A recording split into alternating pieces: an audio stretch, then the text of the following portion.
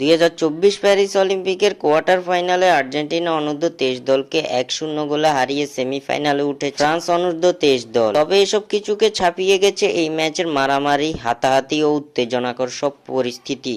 সবকিছুই তুলে ধরবো আজকের এই ভিডিওতে। বিস্তারিত জানতে সম্পূর্ণ ভিডিওটি দেখুন এবং এমন সব খেলার আপডেট পেতে চ্যানেলটিকে সাবস্ক্রাইব করতে ভুলবেন না।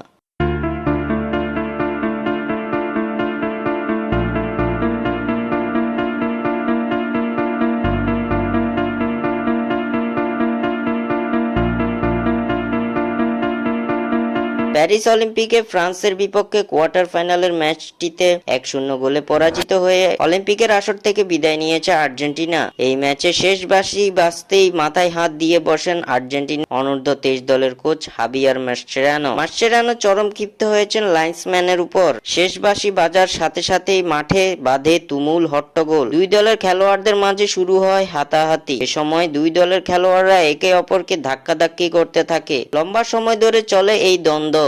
এর বেশ কিছুক্ষণ পরে মাঠে প্রবেশ করে ম্যাচ রেফারি, অফিসিয়াল, লাইন্সম্যান সহ সকলে। শেষ পর্যন্ত রেফারিদের হস্তক্ষেপে মিটমাট হয় দ্বন্দ্বের এবং পৃথক করা হয় দুই দলের ফুটবলারদের। এর আগে লম্বা সময় ধরে চলতে থাকে তুমুল দ্বন্দ্ব। এছাড়াও ম্যাচ চলাকালীন সময়ে দফায় দফায় দ্বন্দ্বে জড়িয়ে যেতে দেখা গেছে দুই দলকে।